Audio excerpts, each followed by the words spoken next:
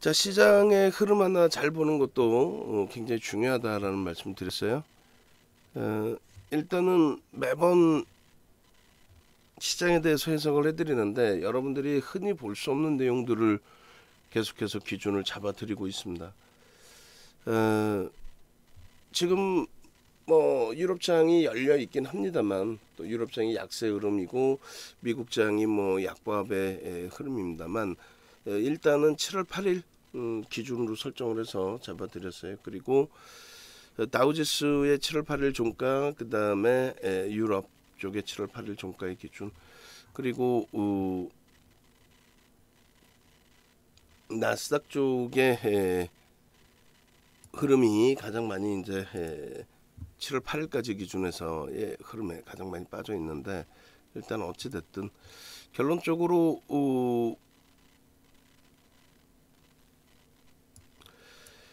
국내 증시하고 아시아 증시는 일본 니케이죠. 그쪽은 이제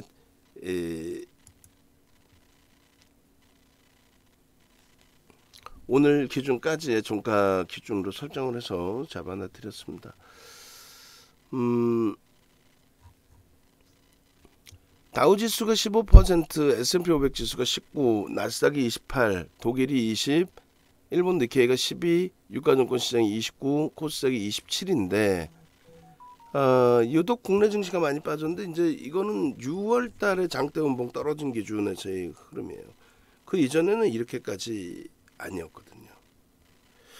결론적으로 어찌됐든 이제 6월 그 기준에서 7월까지의 기준에 국내 증시가 유독 더 많이 빠져 있는 기준이 있는데, 왜 우리가 더 빠져 있는지 하고, 그 다음에 일본 니케이 지수 쪽이 왜 상대적으로 엔화가 속단 표현으로 초전박살이잖아요. 엔화가.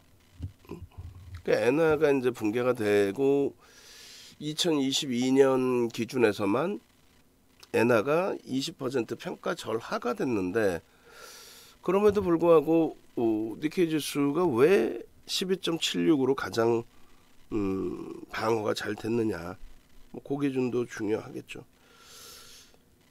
일단 그러한 부분들을 하나하나 들여다볼 겁니다. 그 이제 뭐 유가 부분도 사실은 상품 가격 자체가 그렇게까지 이제 버거운 흐름은 일단 아닌데, 달러 인덱스는 플러스 107.08이 아니고, 요건 제가 수정을 할게요. 지금 그냥 107.08이죠. 포인트도 아니고 달러 인덱스 표시 기준입니다. 그렇게 해서 107. 지금 현재 395 이렇게 형성되어 있습니다. 그래서 일단은 달러 인덱스의 강세 부분이 주변 국가들의 통화의 평가 절하를 형성시킨 것인데, 일단 일본의 엔은 올해 들어서의 등락률이 고점 대비 마이너스 20.74, 유로가 11.30, 영국의 파운드가 13.04, 우리나라의 원화가 9.78.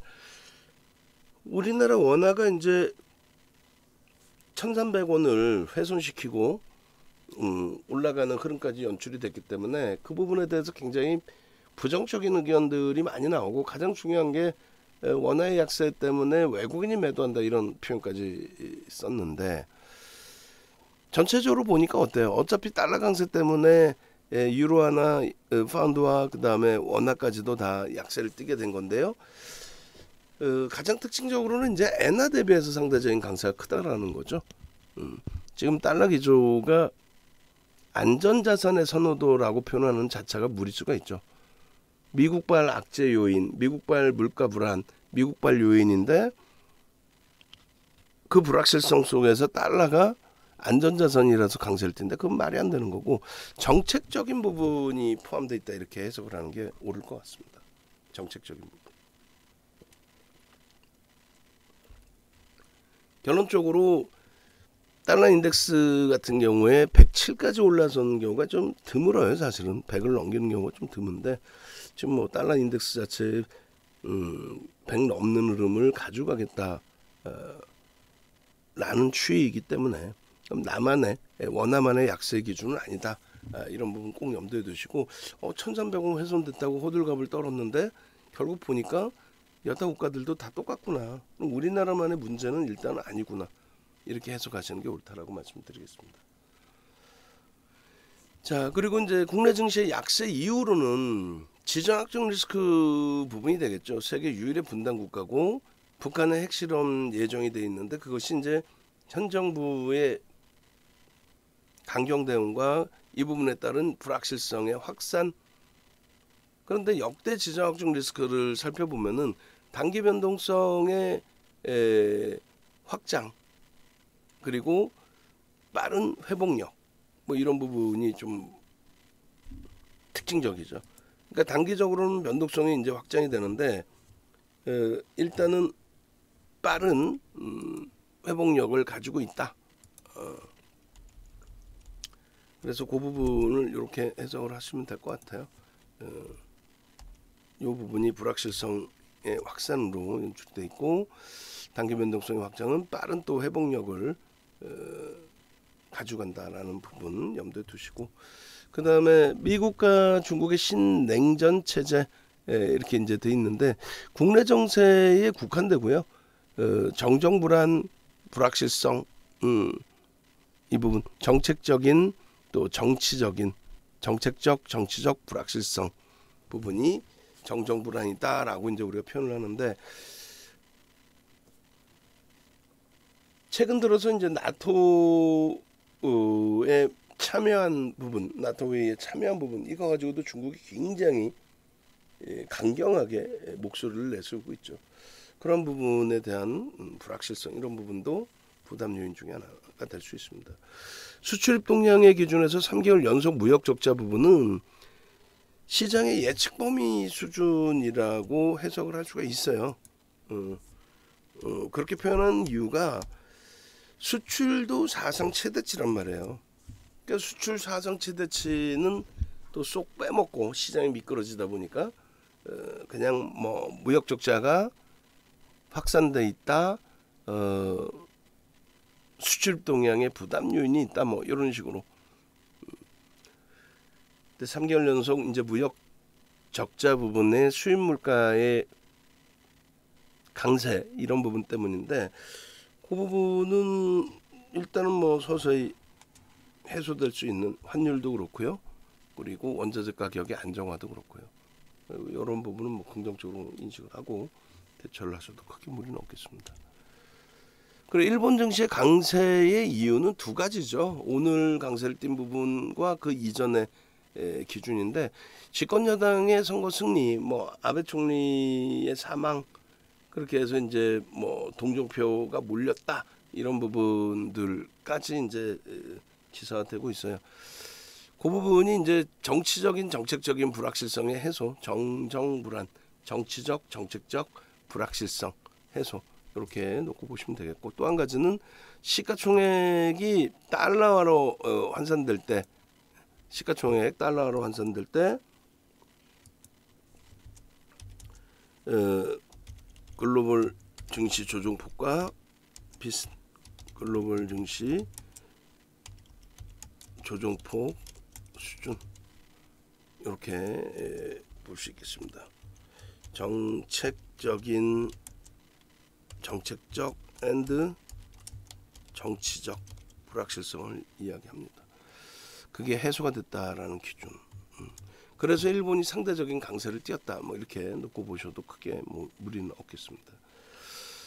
그렇게 해서 이제 시장의 전체적인 흐름은 보신 것처럼 국내 증시가 유독 더 빠졌는데 지정학적 리스크 부분도 빼놓을 수 없다. 나머지 부분은 심리적인 면이 더 크다. 일본 증시는 상대적인 강세 부분이 정정불안의 해소가 있고 또 기본적으로 엔화의 평가 절하의 확산 이런 부분 때문에 달러화 환산을 한다라고 한다면 글로벌 증시 조정폭 수준 또 그 이상이다 이렇게 놓고 보시는 게 옳겠습니다. 자 그리고 오늘 시장의 흐름, 7월 11일 날의 시장의 흐름은 유독 뭐 니케이가 강했다. 말씀드린 것처럼 정정불안 해석 이런 걸로 해석할 수 있고요.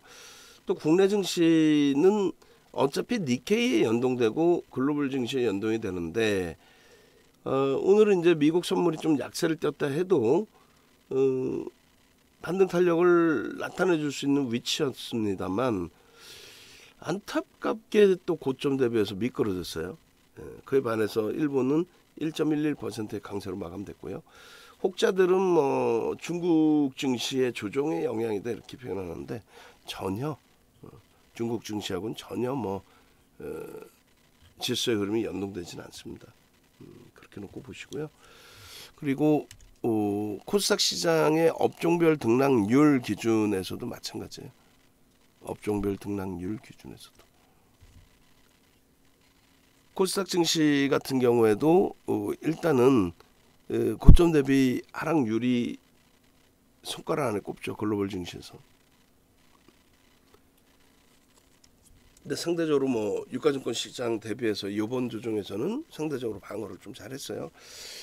오늘 기준에서도 0.07%의 강세. 그렇게 되면서 종목군 기준 보시면 이제 코스닥 같은 경우에는 그 부분이죠. 이제 아무래도 코로나19 관련해서 시젠이라든가 이런 쪽에 또 HLB라든가 또 셀트리온 헬스케어 시가총액 대형주 기준에서의 강세 흐름을 좀 연출을 해주다 보니까 지수 영향력이 상당히 컸다. 그리고 코스닥 시장 내에서의 중형주급 이런 쪽의 기준에서 변동성의 확장 이런 부분이 전체 시장의 강보합을 이끌어낸 것 같습니다. 유가증권 시장 쪽은 굉장히 크게 이제 엇갈렸는데 네이버하고 LG화학이 급격히 조정을 받았어요. 특히 LG화학이 유한타증권에서의 하반기 전망 부정적 코멘트 이게 그렇게까지 큰 영향을 주지는 않아요. 사실은 금요일날 이제 강세를 띈 부분에 대한 일부 차익 실현 욕구와 여러 가지 겹친 건데 과도하다. 주정 포기 기준의 흐름을 과도하다라고 해석을 하겠습니다.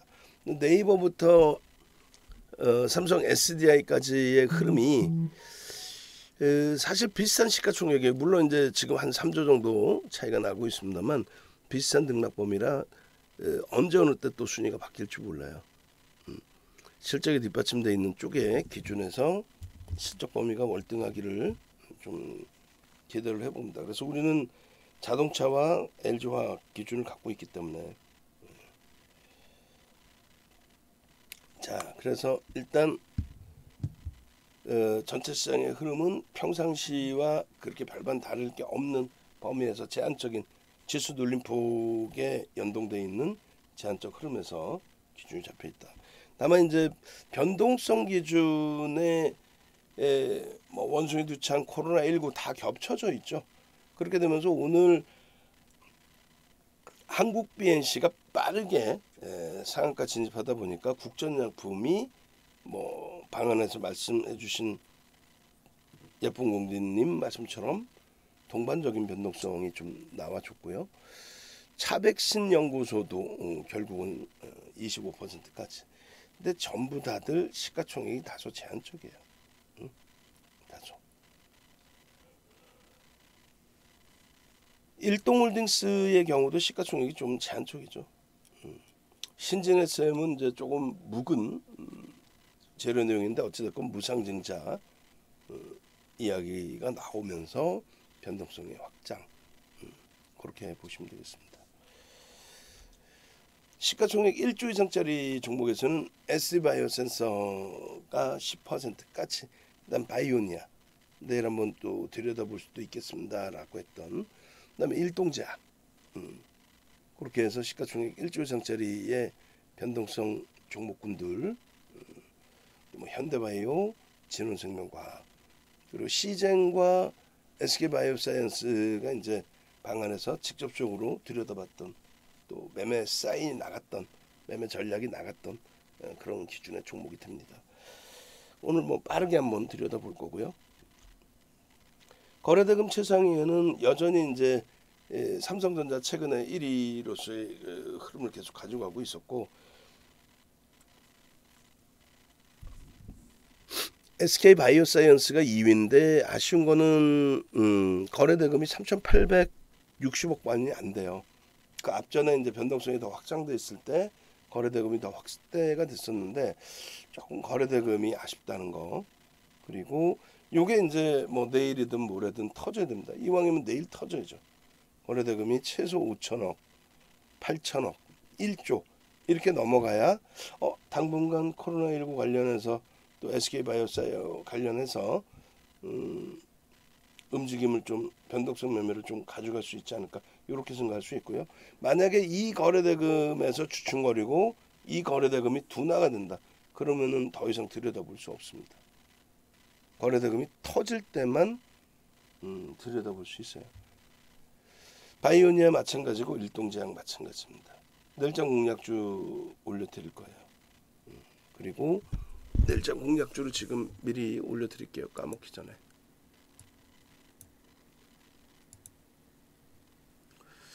자, 그렇게 하시고